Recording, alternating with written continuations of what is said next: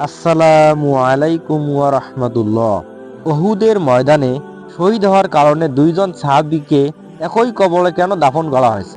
প্রিয় বন্ধুরা, ঘটনাটি জানলে আপনাদের শরীর শিউরে উঠতে পারে, তাই সম্পূর্ণ ভিডিওটি দেখুন। দিনের জন্য যারা আল্লাহ তাআলার কালেমাকে দুনিয়াতে উঁচু করতে গিয়ে আল্লাহ তাআলার রাস্তায় শহীদ হন, জীবন দান করেন, তারা মরেও অমর। হযরত আব্দুল্লাহ বিন আমর রাদিয়াল্লাহু তাআলা আনহু ও আমর বিন জামহু রাদিয়াল্লাহু তাআলা আনহু এর মধ্যে অধিক ভালোবাসা ছিল।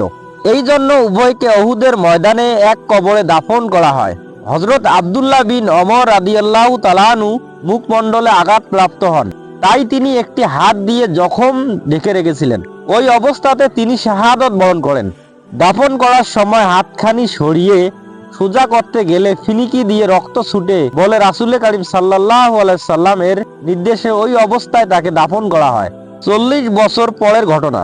প্রবল বন্যা ধারার ফলে হযরত আব্দুল্লাহ বিন আমর এবং আমর বিন জামহু রাদিয়াল্লাহু তাআলা আনহু এর লাশ দুটি বের হয়ে পড়ে। দেখা গেল লাশ দুটি অক্ষত অবস্থায় রয়েছে, যেন গতকাল দাফন করা হয়েছে।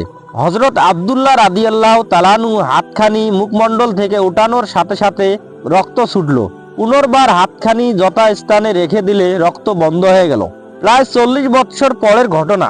হযরত মুয়াবিয়া রাদিয়াল্লাহু তাআলা আনহু উহুদের ময়দানে শহীদানের কবরস্থানের মধ্য দিয়ে একটি নহর খনন করান।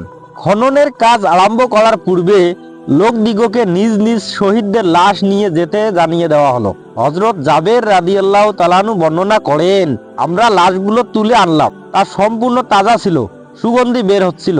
হস্তান্তর করার সময় হযরত হামজা রাদিয়াল্লাহু তাআলা আনহু এর পায়ে একটা আঁচড় লাগে, ফলে রক্ত বের হয়। ওই সমস্ত শহীদানের কবর হতেও মিশকের খুশবু ছড়িয়ে পড়তেছিল। দলিল হায়াতুস সাহাবা। কবরে লাশ জীবিত থাকা এর মানে কি? এর মানে হলো আল্লাহ তাআলা তিনি তার কোরআনে পাকের মধ্যে বিশ্ববাসীর অবগতির জন্য জানিয়ে দিয়েছেন যে আল্লাহ তাআলার রাস্তায় যারা জীবন দান করেন অর্থাৎ শাহাদাত বরণ করেন, তাদেরকে তোমরা মৃত বলো না, বরং তারা জীবিত আছেন। ফলে কোরআন যা কিছু বর্ণনা করেছে তা সব অক্ষরে অক্ষরে সত্য। ঈমান ইসলাম কবুল করার সাথে সাথেই ঈমান ইসলামের দাওয়াত দেওয়া এবং তার জন্য জান মাল সর্বস্ব কুরবান করাই ছিল সাহাবায়ে কেরামদের জীবনের একমাত্র ব্রত, যাতে দুনিয়াতে কোনো লোক ঈমান ব্যতীত মৃত্যুবরণ না করে। কারণ যে ব্যক্তি ঈমান ছাড়া দুনিয়া থেকে বিদায় নিবে, মৃত্যুবরণ করবে, তার আর উপায় নেই, মৃত্যুর সাথে সাথে বিনা হিসাবে জাহান্নামে প্রবেশ করতে হবে।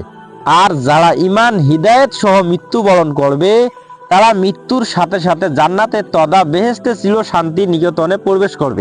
এই জন্য সমগ্র মানব জাতির প্রতি দরদি হয়ে সকল নবীগণেই মেহনত করেছেন। আমাদের শেষ নবী তথা বিশ্ব নবী তিনিও এই একই মেহনত করেছেন। যেহেতু তিনি শেষ নবী, তারপরে কিয়ামত পর্যন্ত বিশ্ববাসীকে ইসলামের দাওয়াত দেওয়া, তাবলীগ করা উম্মতের উপর দায়িত্ব। তাই সাহাবায়ে কেরামগণ তাদের জীবনে এই দায়িত্ব অক্ষরে অক্ষরে পালন করে দেখিয়ে দিয়েছেন।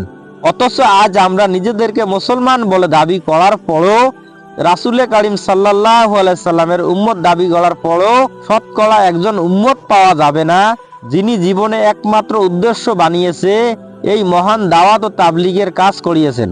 একমাত্র এই অবহেলার কারণে সর্বপ্রথম মুসলমানদের ঈমান আমল দুর্বল হয়ে পড়েছে। সাথে সাথে মুসলমানদের জন্য ইসলামের মধ্যে প্রবেশ করার রাস্তাও সংকীর্ণ হয়ে আছে।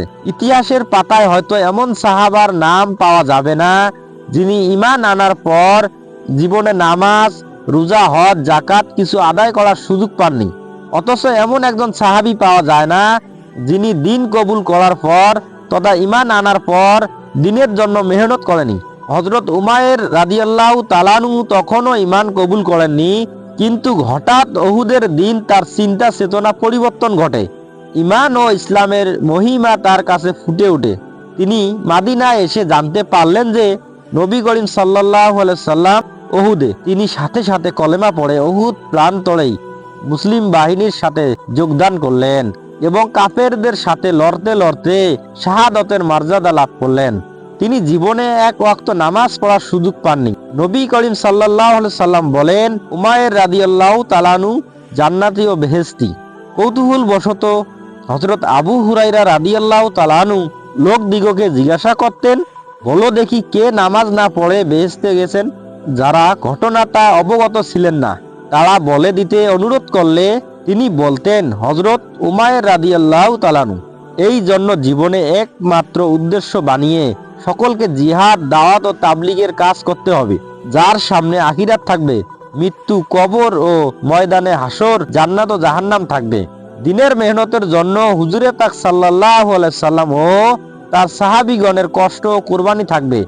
তাকে তো আনন্দ চিত্রে আল্লাহ তাআলার রাস্তায় তথা জিহাদ ও দাওয়াত ও তাবলীগের রাস্তায় তার জানমাল, সময়, দিল, দিমাগ, হিকমত, কৌশল যা কিছু আল্লাহ তাআলা দান করেছেন তা লাগানোর জন্য সব সময় প্রস্তুত থাকতে হবে।